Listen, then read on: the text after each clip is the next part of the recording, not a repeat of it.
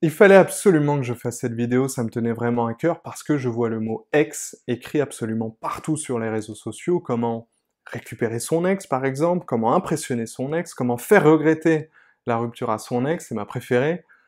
T'as un problème d'ego surdimensionné ou quoi? Si tu as vraiment besoin de ça pour te sentir bien dans ta peau, c'est que tu as probablement un problème sur la question de l'estime personnelle. Tiens-toi bien, dans 99,9% des cas, chercher à récupérer son ex est une idée désastreuse. Et si tu n'arrives pas à l'oublier des mois, voire des années après la rupture, c'est probablement parce que tu te raccroches à une vieille histoire et que tu n'arrives pas à avancer sentimentalement.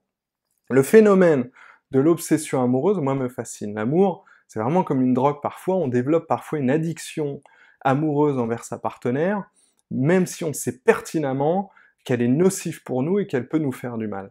Et c'est vraiment comme une drogue dure parce que quand on essaie de l'oublier, quand on essaie d'arrêter, c'est très difficile et le cerveau en redemande. Et si tu n'arrives pas, toi, à dépasser et dominer ta dépendance affective après une rupture, tu vas songer à récupérer ton ex encore et encore, même si tu sais que c'est mauvais pour ta santé émotionnelle. Et je remarque souvent que les hommes les plus affectés après une rupture sont ceux qui se sont construits une personnalité à travers une relation très longue et passionnelle. Et après la rupture, ils ont l'impression carrément d'avoir perdu une part d'eux-mêmes. Ils sont complètement déboussolés, ils perdent confiance en eux, parce qu'ils ne se sont pas développés en tant qu'hommes en dehors de la relation. Et justement, tant que tu n'arriveras pas à passer à autre chose, tant que tu n'arriveras pas à faire de nouvelles rencontres intéressantes, tu vas totalement idéaliser ta relation passée en te disant non mais je crois que c'était la femme de ma vie, je ne retrouverai jamais quelqu'un comme elle. Et par la même occasion, tu vas occulter tout ce qui n'allait pas, tous les points noirs de ta relation passée. Et tu vas occulter aussi et potentiellement toute la souffrance émotionnelle que tu avais endurée. Et c'est ensuite un cercle vicieux qui s'installe. C'est un cercle vicieux qui s'installe parce que si tu traînes ce boulet dans ta tête et que tu n'arrives pas à avancer sentimentalement, tu ne pourras pas t'ouvrir aux autres et voir qu'il y a des tas de filles disponibles émotionnellement autour de toi qui te font des grands signes en disant hey, viens vers nous, nous on est célibataires, on est saine d'esprit. Toutefois et sous certaines conditions, tu peux envisager l'idée de renouer des liens avec ton ex si tu y tiens vraiment. J'ai listé 4 conditions. Si tu les remplis toutes, alors oui, tu peux envisager de reconquérir le cœur de ton ex et on commence tout de suite. Première condition, le motif de rupture était-il excusable? Pourquoi avez-vous rompu? Alors oui, ça existe des motifs de rupture excusables.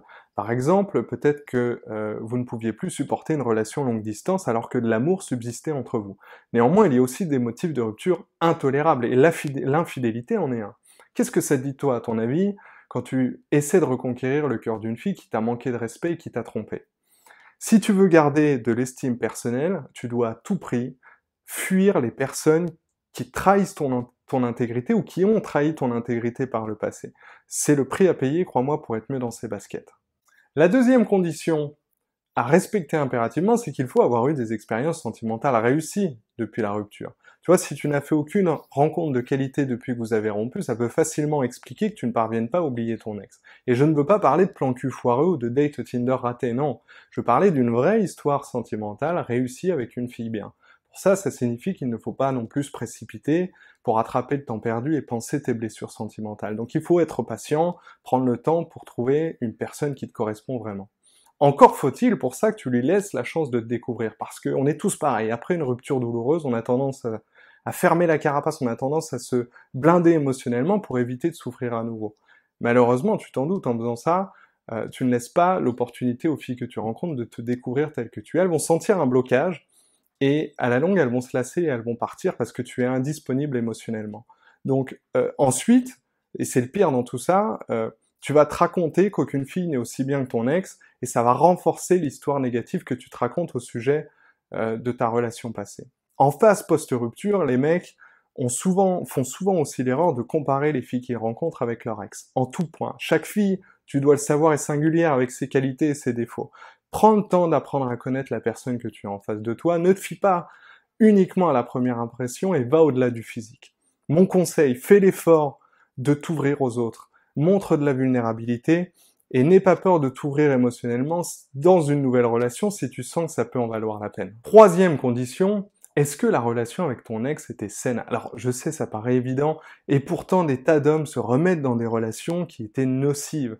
Ils se disent, bon, de l'eau a coulé sous les ponts, peut-être que mon ex a changé, on peut se redonner une chance. C'est une erreur. Tu dois apprendre à être mieux seul que mal accompagné. Quatrième et dernière condition, il faut que tu sois devenu un homme meilleur, plus accompli, plus indépendant. As-tu appris à te suffire à toi-même? As-tu travaillé sur tes faiblesses, sur tes incompétences sociales? As-tu appris à mieux connaître les femmes, à mieux connaître la psychologie féminine? As-tu appris à mieux maîtriser l'image que tu renvoies aux autres? Si tu réponds oui à toutes ces questions, alors oui, effectivement, ton ex risque de te trouver changé, plus attirant et plus séduisant. Mais la question à 1 million d'euros, c'est, après tous ces changements bénéfiques, auras-tu réellement envie de retourner vers ton ex? Parce que si tu as fait un travail personnel pour devenir quelqu'un de plus accompli, de meilleur, il y a fort à parier que d'autres filles vont ensuite te tourner autour.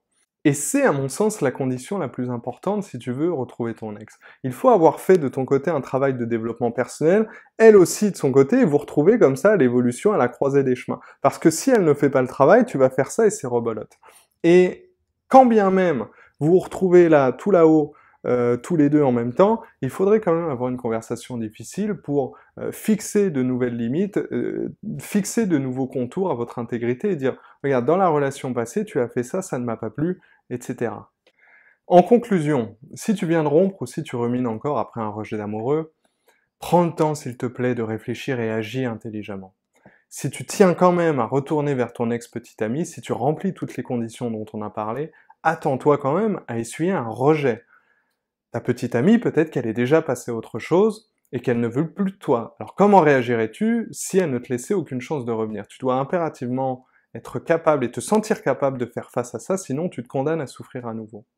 Je pense personnellement qu'une rupture fait partie, moi, du déroulement naturel des choses et à chaque fois que ça m'est arrivé, j'ai tenté d'en tirer des enseignements positifs, tout en sachant aussi me remettre en question quand j'avais tort.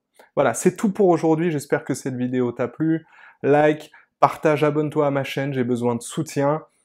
Va vérifier, va voir les liens dans la description, ça pourrait t'intéresser, notamment si tu es un homme et que tu veux reprendre ton destin sentimental en main. Je te dis à bientôt, ciao!